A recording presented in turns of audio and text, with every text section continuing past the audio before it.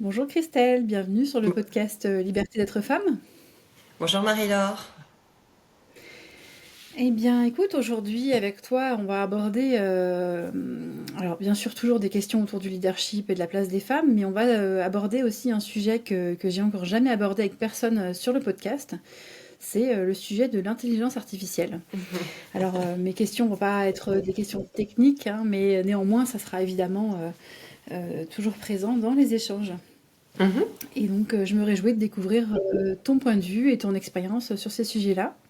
Avec plaisir. Et, euh, et, et j'attaque du coup directement avec une première question. Donc, voilà, tu es spécialiste de la transformation digitale et de Mm. l'intelligence artificielle. Mais avant justement qu'on aille un petit peu plus sur des questions autour de ces thématiques-là, j'aimerais bien qu'on parle un petit peu de toi, de ton parcours et de la manière dont tu vis ton rôle de leader dans cet univers en mouvement. Et tu m'as dit, lorsqu'on a préparé cet épisode, que tu as souvent été la seule femme dans la salle. Comment est-ce que tu as trouvé ta voix, et alors voix au sens VOIX, dans cet environnement? Alors c'est vrai que je le constate au quotidien. Malheureusement, les femmes sont assez peu représentées dans des fonctions managériales et dirigeantes, et d'autant plus au niveau de la tech. Mais heureusement pour nous, ça évolue. Comment j'ai trouvé ma voie? Alors je l'ai trouvée au fur et à mesure. C'est vrai qu'avec l'expérience professionnelle, on a de plus en plus confiance en soi. Et ça aide énormément. Quand on est dans une salle en réunion et qu'on est la seule femme, ça peut être un peu intimidant. Mais la confiance en soi et puis l'expérience fait que finalement on apprend à parler plus fort. Alors ça ne veut pas dire forcément hausser la voix, mais c'est surtout amener beaucoup plus de conviction dans son discours et de pouvoir les apporter au travers de preuves, au travers de résultats. Et puis c'est surtout aussi, c'est de toujours être aligné par rapport à ce que l'on dit. Et ça, c'est vraiment important. Et c'est comme ça aussi, au fur et à mesure, que le regard a changé et que j'ai pu, en tout cas, me faire entendre. Tu utilises un terme aligné, alignement, ça me parle beaucoup. Du coup, je rebondis dessus, je te pose quand même une question là-dessus. Qu'est-ce que toi tu appelles justement se sentir aligné ou l'alignement? Ça veut dire quoi pour toi? Alors, pour moi, c'est déjà intrinsèquement ce qui fait que notre personnalité, ce que l'on est aujourd'hui. Et dans toutes les fonctions que j'ai pu occuper, c'est toujours d'être en accord avec véritablement ce que je suis et de ne pas essayer d'adopter un rôle qui ne me correspond pas. Donc c'est vraiment ce qui m'anime, mes valeurs, ce que j'aime, la transmission également. Et ça se traduit dans mes fonctions, que ce soit mes fonctions managériales, mais également dans le cadre des échanges que je peux avoir par ailleurs avec les équipes, avec les clients. Donc voilà, et pour moi c'est vraiment important. Merci pour ces précisions. Et dis-moi, si tu devais te décrire en trois mots en tant que leader aujourd'hui, lesquels tu choisirais? Et puis, est-ce que ça évolue avec le temps? C'est difficile hein, comme réponse parce que c'est de faire un peu une introspection sur soi-même. Et Oui, je préfère que ce soit les autres qui parlent de moi au final, parce qu'on a oui. toujours une vision qui peut être biaisée de soi. Surtout que je ne suis pas nécessairement quelqu'un qui aime la mise en avant de soi, en tout cas. Je dirais, moi, ce qui me caractérise et ce qui m'a permis de passer des étapes, c'est déjà cette capacité à analyser une problématique, à analyser mon écosystème. Donc ça, c'est vraiment pour moi déjà le premier mot. Le deuxième, bah, qui va avec l'alignement, ce que j'ai évoqué, c'est l'authenticité. C'est rester soi-même. Et puis, bah, mon moteur, hein, c'est l'engagement, qui se traduit par de la curiosité, par de l'écoute, par l'envie d'apprendre au contact des autres. Donc c'est ça vraiment qui fait que je pense que je suis là où j'en suis aujourd'hui. Et c'est quelque chose que tu dirais qui a évolué dans le temps.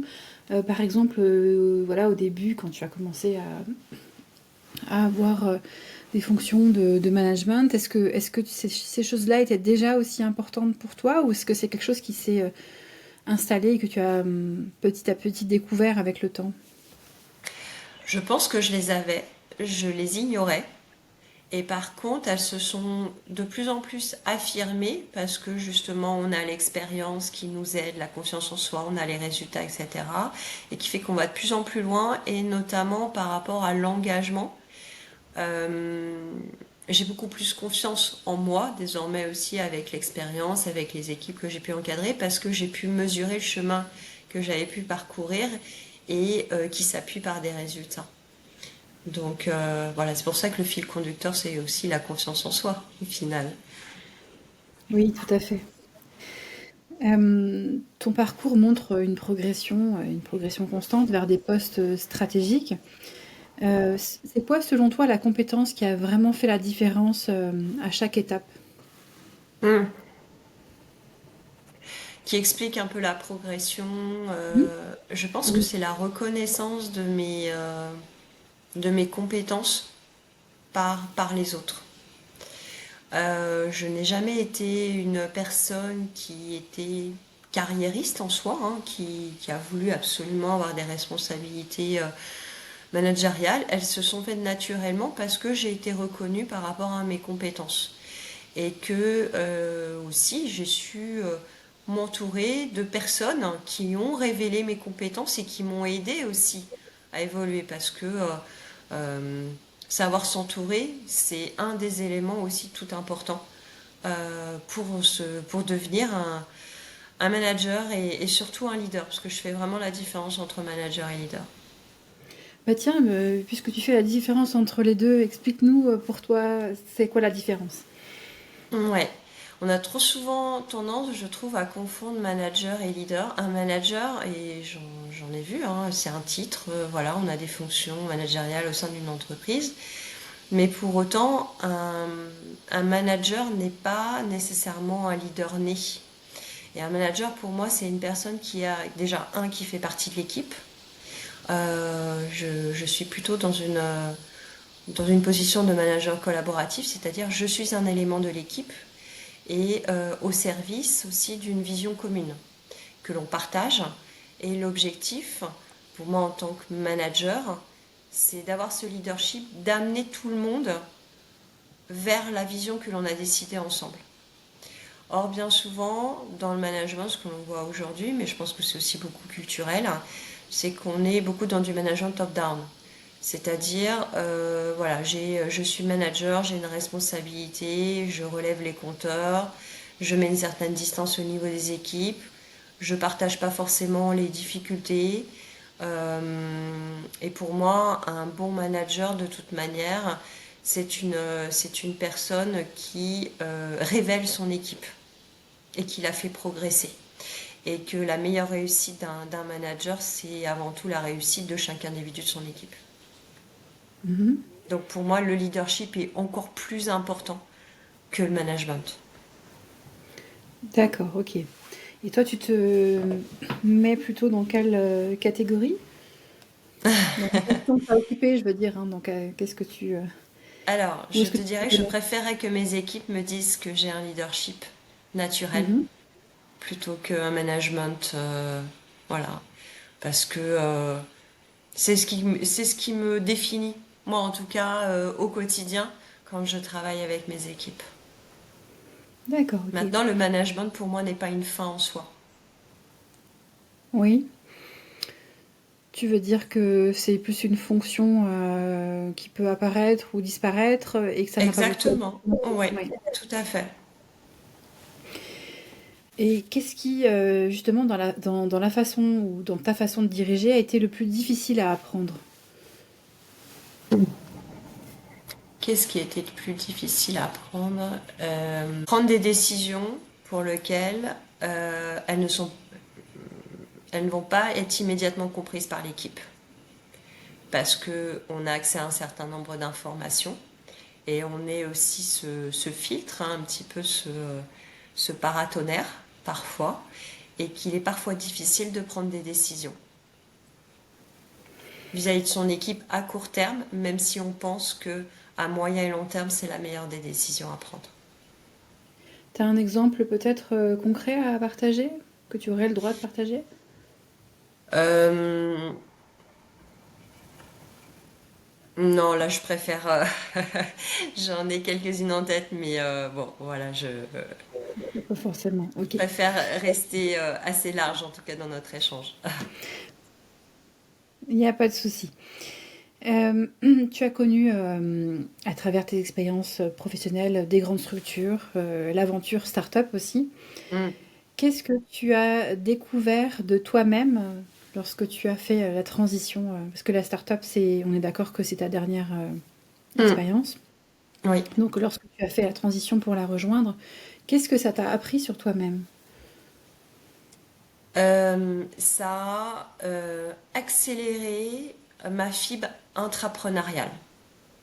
Pourquoi? Mhm. Parce que quand on est dans des structures qui sont installées, il y a une organisation, il y a des process qui sont mis en place et donc on évolue par rapport à l'autonomie qui nous est donnée dans cette organisation. Quand on est en start-up, on a tout à mettre en place. On part d'une page blanche. Donc ce ne sont que les personnes qui vont composer la start-up qui vont faire le devenir de l'entreprise. Et donc là, j'ai pu découvrir finalement tout ce que j'avais pu emmagasiner depuis plusieurs années, que je faisais naturellement, sans me poser plus de questions, euh, parce que j'étais dans des organisations installées. Et là, c'est de se dire, je n'ai plus ces organisations installées. Est-ce que je vais être en capacité de pouvoir le faire? Et c'est là où c'est un vrai révélateur aussi de personnalité, que ce soit pour moi, mais également toutes les personnes qui m'ont rejoint. Et puis il y a aussi ce côté, dans la start-up, on se pose beaucoup de questions, il y a de l'incertitude, il faut vite réagir, il faut être créatif, etc. Tout est accéléré, tout est exacerbé, ce qui est moins le Oui, cas dans d'autres structures. oui, effectivement. La start-up, ça va très très vite et ce qui permet aussi d'avoir des résultats sur les mêmes thématiques bien plus rapides Mm. qu'on a pu en avoir dans des plus grandes structures parfois. Euh, Si tu repenses à une situation où tu as dû imposer ta vision dans un environnement très masculin, comment est-ce que tu t'y es prise? Mhm.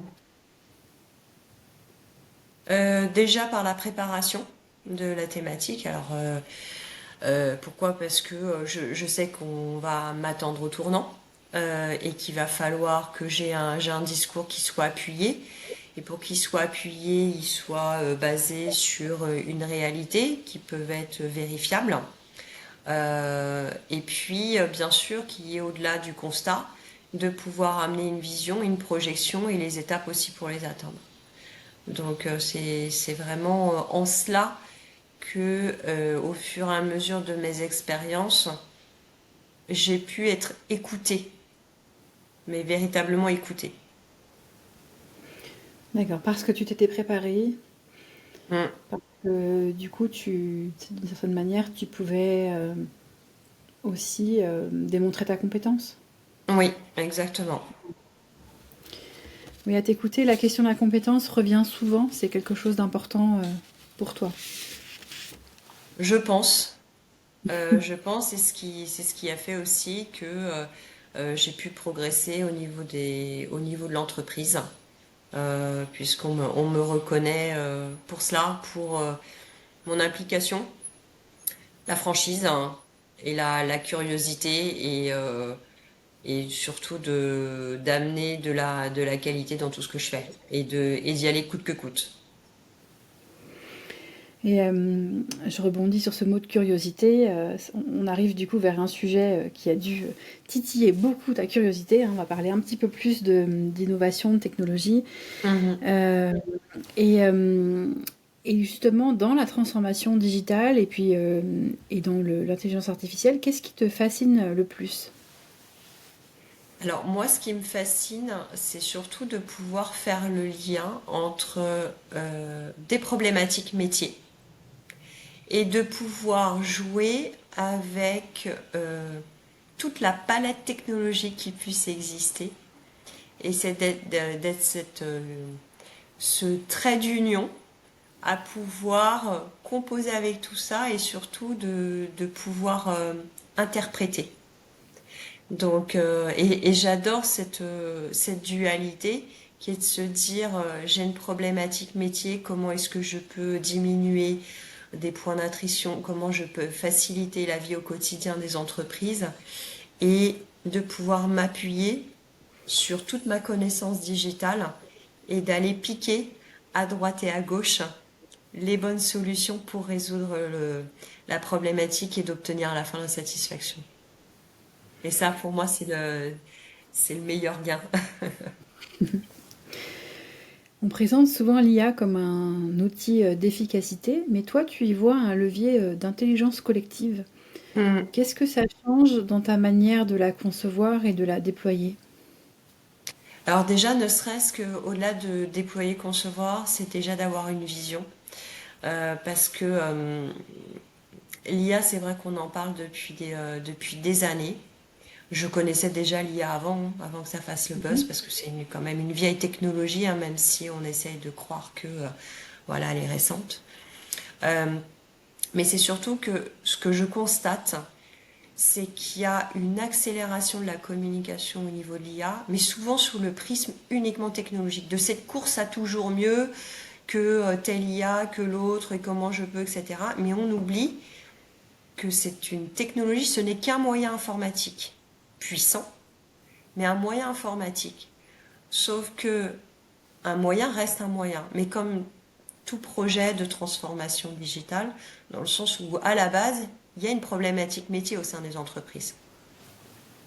Et donc ça, moi, ça se traduit dans le cadre de la vision. Donc j'essaye de remettre un petit peu ce baromètre au niveau de l'IA, qui est de dire, l'IA, aujourd'hui, il faut avant tout que ça soit un projet d'entreprise et global, qui est vraiment une volonté au niveau de l'entreprise, que ce ne soit pas juste quelques personnes au sein de l'entreprise qui veulent mettre l'IA parce que tout le monde veut l'IA dans son entreprise.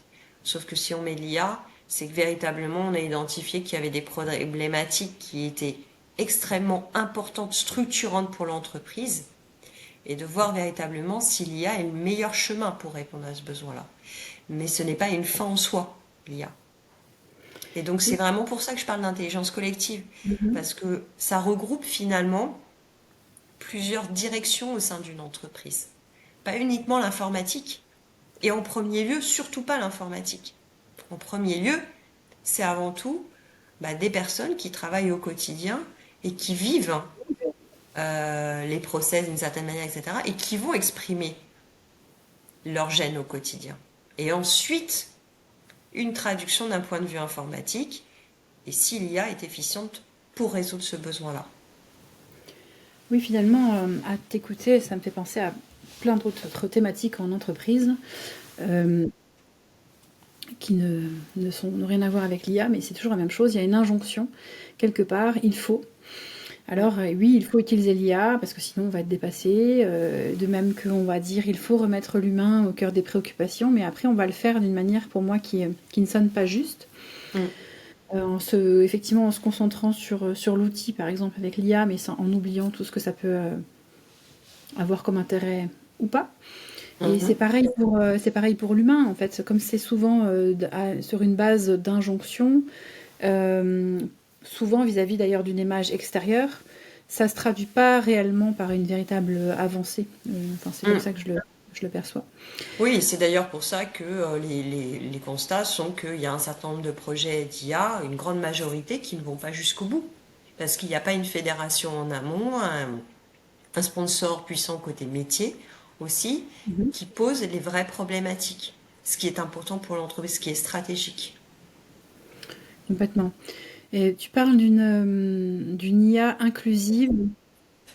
Pardon. Inclusive, pas de souci. Tu parles d'une IA inclusive et pragmatique. Qu'est-ce que ça veut dire pour toi concrètement? Euh, Inclusif déjà, c'est l'IA, comme je le disais, c'est que ce n'est qu'une technologie parmi tant d'autres. Et qu'elle doit être au service de l'humain. Donc pour moi déjà c'est ça, ça commence par là. Et puis aussi c'est de ne pas faire une surenchère de l'IA.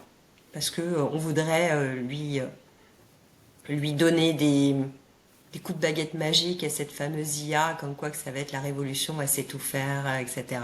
Il y a de la surpromesse aussi dans ce qu'on voit en termes de communication. Donc il faut rester raisonnable et raisonner aussi par rapport à l'IA.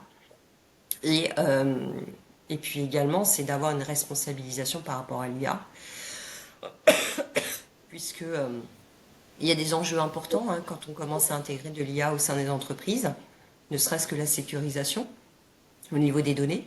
Et c'est d'autant plus un sujet quand on est au niveau des entreprises, puisque la donnée, c'est de la propriété intellectuelle au niveau des entreprises. Et puis il y a une responsabilisation sur l'utilisation de l'IA. Aujourd'hui, on voit aussi beaucoup de shadow IA au sein des entreprises. Pourquoi? Parce que beaucoup d'entre nous, on a découvert l'IA par des, en tout cas des applications grand public, et que finalement, on a tendance à utiliser ces usages grand public pour des usages entreprises. Or, ce sont des usages qui sont complètement différents, et le niveau de sécurité aussi associé sont différents. Dans ton quotidien professionnel, comment tu fais pour garder une place à l'humain dans un univers qui est quand même obsédé par la performance? Mhm. Déjà, c'est de faire confiance à ses équipes, c'est pas toujours évident quand on est manager, mais c'est surtout de savoir du coup s'entourer. Et puis aussi, ben, c'est de se dire on n'a pas forcément aussi toutes les compétences, de pouvoir s'appuyer sur vraiment les personnes et de partager ensemble un dispositif avec des KPI mesurables, etc., où chacun peut également mesurer l'état d'avancement aussi de son travail et la progression que l'on a ensemble. Donc pour moi, c'est vraiment important aussi que au niveau de l'équipe, il s'approprie complètement aussi l'activité de l'équipe. Et que ça soit pas moi uniquement qui relève les compteurs, etc. Mhm.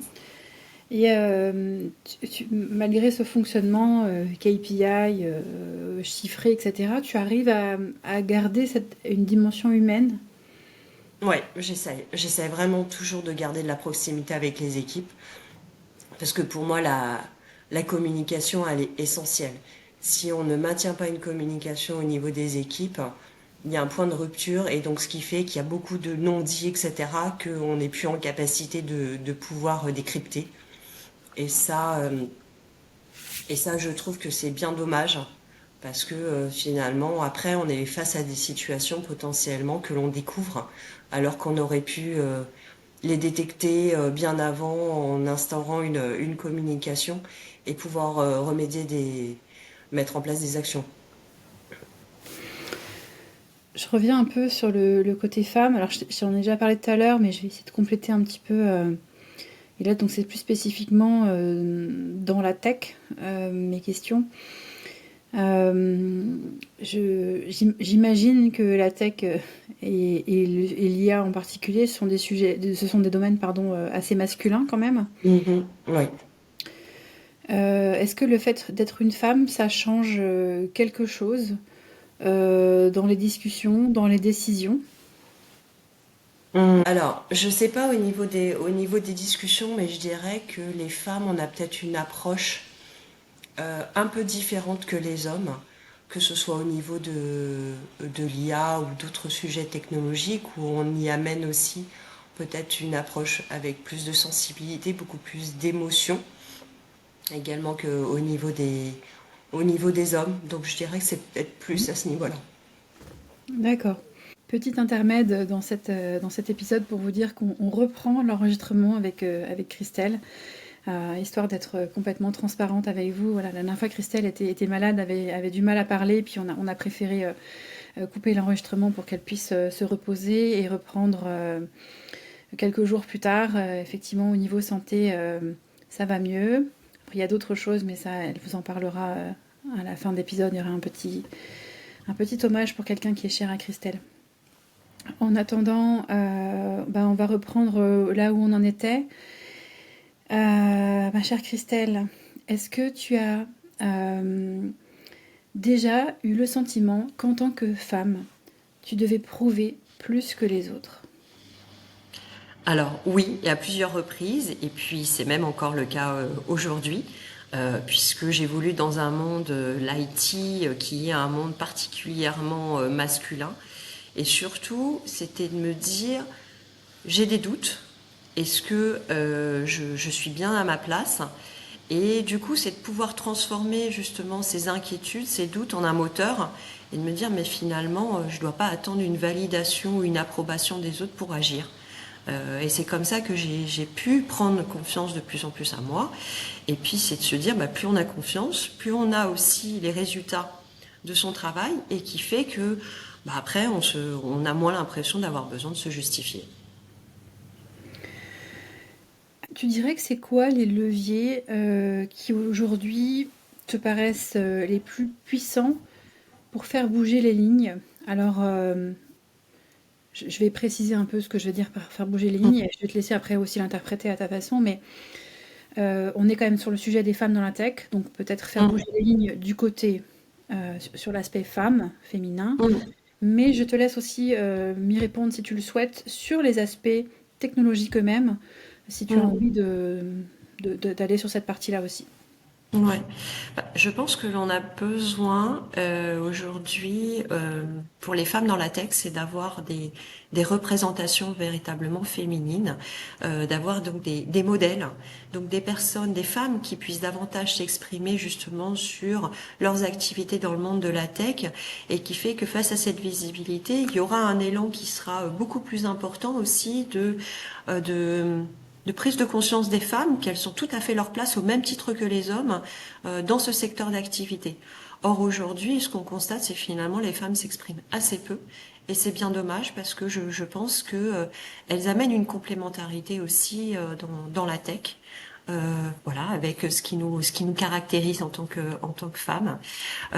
Et donc la visibilité, le témoignage, tel qu'on le fait aujourd'hui, et puis bien sûr la formation également, où je pense qu'il est important de rassurer les femmes, de leur dire qu'elles ont les mêmes compétences et qu'elles ont les mêmes chances d'égalité également pour évoluer dans ce secteur d'activité. Bien dit, j'ai envie de dire, bien dit, et bien sûr que je te rejoins tout à fait. C'est aussi l'objectif de ce podcast, donner la parole à des femmes. Alors pas forcément dans la tech uniquement, mais d'une manière générale à des femmes, en tout cas, qui n'ont pas forcément l'habitude de s'exprimer beaucoup, pour certaines d'entre elles. Oui, et puis je pense, si je voulais compléter aussi Mhm. ce que j'évoquais, c'est que on parle en effet de modèles de prise de parole des femmes, mais je Mhm. pense qu'il est tout aussi important également que les hommes s'expriment Mhm. sur la place de la femme également dans la tech. Oui, Et ça, on le voit encore moins. oui, c'est Ça vrai, progresse, et il y a un travail. ouais, tu as raison, et de toute façon, ça ne peut être qu'un travail collectif complémentaire, puisque Mm. hommes et femmes sont complémentaires. Et comment dire, effectivement, donner plus de place aux femmes, parce que cette place, elle est sous-évaluée, enfin, je sais pas comment dire, elle est certes Tout effectivement représenté insuffisante, en tout cas voilà, peu aujourd'hui. représentée, merci. Elle est certes effectivement insuffisante, mais effectivement, je suis d'accord avec toi, il faut que les hommes puissent s'exprimer aussi sur leur propre vécu, sur leurs propres attentes, sur la façon dont ils voient les Mm. choses, pour qu'on puisse travailler ensemble et construire quelque chose. On fera rien avec les femmes d'un côté et les hommes de l'autre. Mm. Exactement. Mm. Tu m'avais parlé d'un réseau JFD lorsqu'on avait échangé la première fois. Tu peux m'en parler? Alors, je ne sais pas si tu en fais partie ou pas, je n'avais pas Oui. noté cette information. Oui, Mm. alors voilà, parfait. Je veux bien que tu en parles, tu expliques ce que c'est, et puis comment ça a un impact, selon toi, sur la carrière des femmes. Oui, alors c'est vrai qu'il y a de plus en plus de réseaux féminins professionnels dans le monde de l'entrepreneuriat, donc justement qui aident les femmes à s'accomplir aussi dans des fonctions donc managériales, et puis également dans la tech. Et j'ai rejoint le réseau féminin, donc JFD, qui veut dire John Ford Andersis, qui est un réseau donc professionnel, pour des femmes qui sont engagées dans la tech, donc dans la tech, mais également plus particulièrement au niveau de l'intelligence artificielle, donc qui est un moment de communion, d'échange entre pairs féminines, donc sur différentes thématiques, sur l'évolution du marché, sur la place de la femme, et puis également des témoignages de femmes entrepreneuses dans la tech. Donc c'est intéressant, parce que c'est vraiment très ouvert. Donc c'est ouvert bien sûr aux hommes, hein. Donc ça j'en parle particulièrement. Mais c'est un moment de pause rien qu'à nous, voilà, pour échanger très ouvertement. Mhm. Donc avec des représentations de femmes, par exemple, qui sont issues de grands groupes du CAC 40 à différentes fonctions. Donc je parlais de visibilité et justement c'est un Mhm. moment où on peut voir ces modèles. Effectivement. Et comment est-ce qu'on y rentre dans ce réseau? Alors, bon, déjà, soit par connaissance hein, au niveau des Mhm. personnes, ou il suffit simplement aussi d'adhérer à ce réseau. Donc, Mhm. en fonction du profil de l'adhérent, donc vous avez une tarification qui est adaptée. Donc, Mhm. j'engage vraiment les personnes à prendre connaissance de ce réseau-là. Euh, voilà, et qui plus est, euh, est très proche en termes de communication également dans la place de la femme, mais au sens aussi politique des choses. Mhm. Donc c'est vraiment un engagement, l'engagement de JFD est vraiment porté au plus haut niveau de l'État aujourd'hui. D'accord, ok. Intéressant. Je mettrai les infos pour que les personnes qui écoutent puissent aller regarder.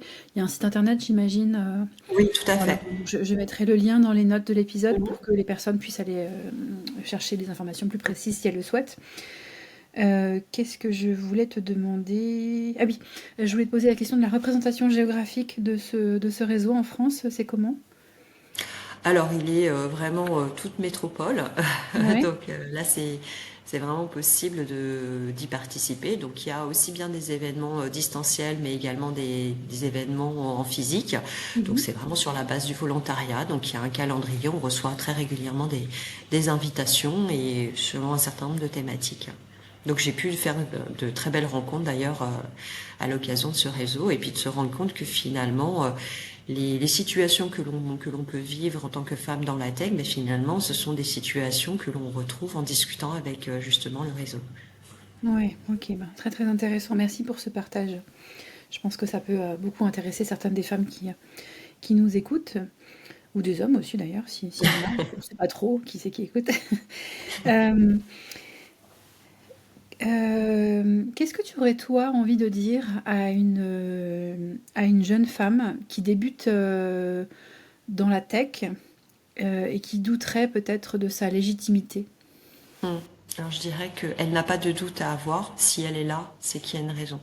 C'est que en tant que telle, elle a déjà les compétences. Simplement, ce qui lui manque au démarrage, c'est l'assurance. C'est avoir la certitude d'être au bon endroit. Donc c'est de jamais s'excuser. De pouvoir s'entourer aussi des bonnes personnes, de personnes bienveillantes. Également, on parlait de modèles, mais ça peut être des mentors, ça peut être vraiment des personnes qui vont pouvoir justement les aider à gagner en confiance et à passer et à effacer au fur et à mesure peut-être des croyances qui sont un peu limitantes. Donc Mmh. c'est de toujours croire en soi. Et malgré les difficultés qu'elles pourront être amenées à rencontrer, de se dire que ce n'est qu'une étape qui les permettront de grandir par la suite. Mais qu'elles ont déjà tout en elles. Oui. Tu as vécu la fermeture d'une start-up. Comment on vit ce genre d'épreuve quand on a porté le projet à bout de bras? Alors, pour rien vous cacher, c'est difficile. C'est comme toute épreuve de la vie, ça peut être vécu initialement comme une phase d'échec, et c'est vrai qu'en France, on a souvent tendance à dire quand une expérience entrepreneuriale se termine, on le vit pas forcément bien. Voilà. Mais maintenant, c'est aussi d'avoir cette capacité à prendre du recul, c'est de se dire, finalement, ça a été une fantastique opportunité de pouvoir mettre à profit tout ce qu'on a pu emmagasiner dans son expérience professionnelle. Et puis finalement, de regarder en arrière en se disant, mais voilà tout ce qu'on a réussi à faire. Et c'est ça, je pense aussi qu'il faut en retenir, c'est pas forcément uniquement la finalité, mais c'est également toutes les petites victoires qu'on a pu accumuler à l'occasion de cette expérience professionnelle. Ça nous apprend aussi, ça nous révèle, puisque dans ces cas-là, il faut aussi avoir une capacité à rebondir, et puis aussi avoir beaucoup d'humilité également. C'est de se dire, bah, finalement, on n'est peut-être pas omniscient, on n'a peut-être pas tout le temps des super pouvoirs, etc. Mais pour autant, on a appris. Et je pense que c'est peut-être ce qui est le plus important, c'est d'apprendre. Oui, j'ai l'impression d'ailleurs qu'on est un petit peu ça, on est un petit peu là pour ça, pour apprendre des choses tout au long de notre vie. Et qu'est-ce que ça t'a appris sur ton rapport à la résilience et puis aussi au leadership? Mm. Bah, c'est aussi de se dire, mais finalement, on ne sait pas tout. L'important, c'est le collectif. C'est vraiment de bien s'entourer, d'avoir une équipe qui soit dynamique, qui soit engagée et qui avance dans le même sens. De savoir accepter l'échec aussi. Voilà. Mhm. Et puis de se dire, à partir de ces échecs, d'en tirer des enseignements et puis de transformer ça en une énergie positive pour partir à nouveau sur des challenges. Donc c'est vraiment la résilience. Mhm. Ouais, je crois que c'est le mot-clé. Mm. Comment on évolue, quand on évolue comme tu l'as fait pendant ce temps où tu as travaillé dans cette start-up, dans un contexte qui est quand même sous pression, hein, levée de Mhm. fonds, incertitude, deadline, comment est-ce Mm. que tu fais ou as fait pour garder ton cap intérieur à toi? Mhm. Alors je dirais, moi, mon cap, mon baromètre, ce sont Mhm. nécessairement les émotions. Mhm. Donc voilà, c'est de toute manière, c'est ce qui a toujours guidé mes choix et puis mes envies dans le cadre de ma carrière. Donc ça, c'est important. Et puis c'est de se dire, certes, on est start-up, il y a la pression, comme tu l'évoquais, la levée de fonds, etc. Mais il y a également à côté plein de choses formidables, hein, qui est de se dire, j'ai cette page blanche. Finalement, il ne reste que qu'à l'écrire, cette page, avec les personnes avec qui j'aime travailler. Donc c'est et donc c'était ça aussi ces émotions. C'est Mhm. l'envie d'avancer ensemble, l'envie de créer, l'envie d'exister, l'envie de réaliser ce qu'on ne pouvait peut-être pas faire forcément dans des précédentes expériences professionnelles. Donc moi c'est toujours ça, hein, les émotions, c'est ce que j'ai à l'intérieur de moi qui fait que j'ai envie d'avancer. Voilà. Et donc, bon, ça, il faut aussi savoir accepter ses émotions, les reconnaître et puis les partager aussi quand c'est nécessaire. Ne pas garder ça pour soi aussi. Je trouve ça très beau de t'entendre dire ça pour une femme dans la tech, parce que s'il y a bien un endroit où on imagine que les émotions n'ont pas leur place, c'est bien celui-là. Évidemment, moi, je milite pour que les émotions aient leur place en entreprise, hein, tout à fait comme, comme plein d'autres choses. Donc pour toi, les émotions, c'est une force. Oui, et on a trop tendance dans le milieu professionnel à voir ça comme une faiblesse, alors que je pense qu'au contraire, on devrait lui donner une couleur positive à ses émotions, parce que déjà, ça fait partie de tout être humain. Et puis également, un être humain n'est pas toujours stable émotionnellement et Mhm. que le partage, hein, c'est déjà une force. Partager ses émotions, c'est déjà une force. Et puis c'est là aussi où finalement, on peut amener une intelligence collective au niveau des équipes parce que ça amène aussi de la transparence quand on parle de ses émotions. Oui, et alors figure-toi que je viens de faire pas mal de recherches sur ce sujet-là. Parce que je suis en train d'écrire un manifeste, et dans ce manifeste, donc je prône des organisations human-centric, donc des organisations centrées sur l'humain. Et donc j'évoque la question des émotions qui est importante pour moi. Et puis donc en allant faire des recherches bibliographiques pour pouvoir appuyer mes propos, j'ai vu quelque chose que j'avais dû voir il y a longtemps mais que j'avais oublié. En fait, sans émotion, on ne peut pas prendre de décision. Mhm. Il y a donc des recherches qui ont été faites qui ont porté donc sur des personnes qui, alors j'ai oublié le terme, hein, mais qui n'ont plus de capacité émotionnelle pour des raisons de maladie ou d'accident. Et donc en fait, ces personnes sont incapables de prendre une décision. Elles sont dans une... en fait, elles Une vont... paralysie. ouais, en fait, elles Mhm. vont sans arrêt utiliser leur logique, hein, elles vont repasser tout en revue de manière très logique, donc cet aspect-là est encore présent, mais il y a une incapacité à passer à l'action, mais à prendre une décision. Mhm. Et après, il y a d'autres études qui ont renforcé ça. Donc malheureusement, j'ai pas retenu les noms des différents chercheurs qui ont travaillé là-dessus, mais ils ont voilà, démontré que la décision ne peut se prendre qu'en présence d'émotions. Et donc les Mhm. personnes qui sont coupées de leurs émotions, par, pas parce qu'elles sont malades, mais parce que voilà, c'est comme ça qu'elles sont, eh bien elles ont aussi une difficulté à prendre des décisions.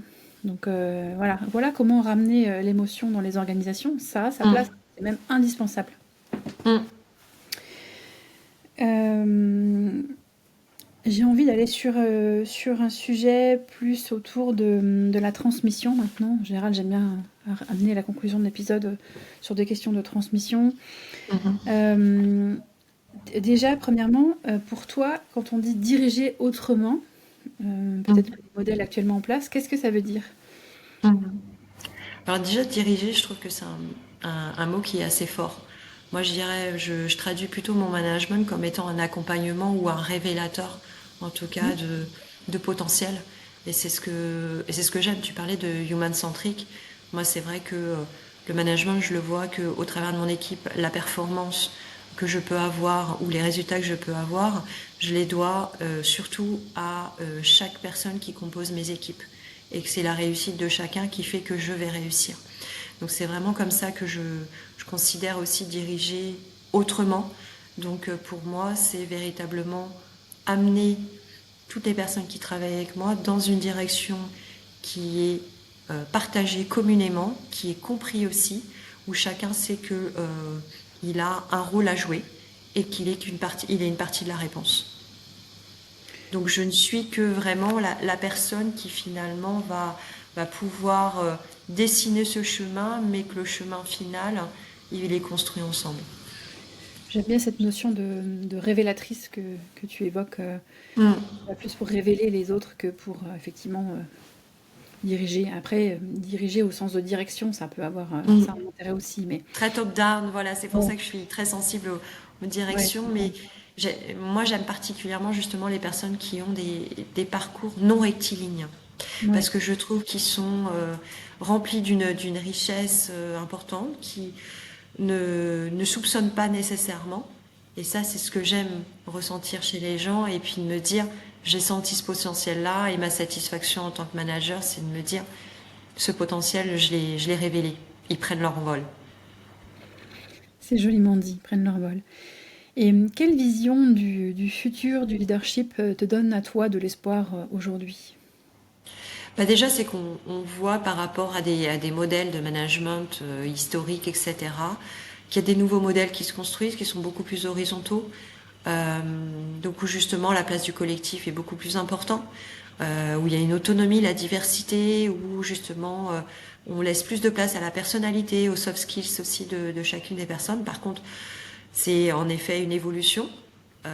C'est pas encore la majorité, hein, Mm. voilà, mais c'est de se dire que chacun à notre niveau, en tout cas, on peut faire évoluer ça dans ce sens. Et je finis avec une question autour des lectures que tu as pu faire ou des ressources qui ont pu t'inspirer dans ta manière de penser le leadership ou l'innovation aussi d'ailleurs. Est-ce que tu as envie de partager quelque chose à ce sujet?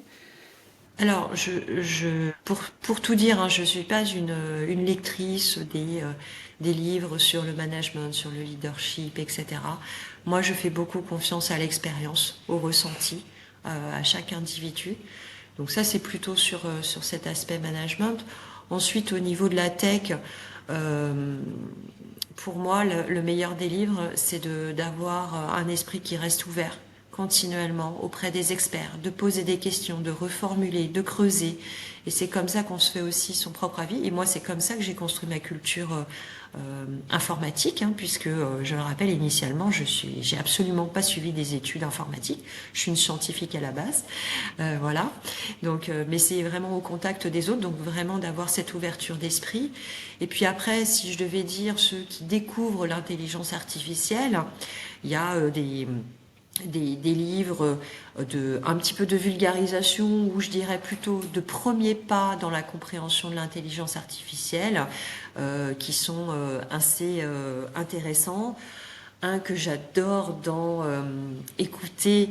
Pourquoi? Parce que c'est une personne qui est reconnue dans le monde de l'intelligence artificielle et pour autant qui n'a absolument pas la langue de bois, euh, qui occupe des fonctions très importantes dans le domaine de l'IA, qui est Luc Julia, qui a fait des masterclass aussi auprès des étudiants. Et j'aime beaucoup parce que finalement, même si c'est une personne sachante et reconnue dans l'intelligence artificielle, néanmoins, il n'hésite pas à avoir aussi un esprit critique par rapport aussi à ces technologies-là.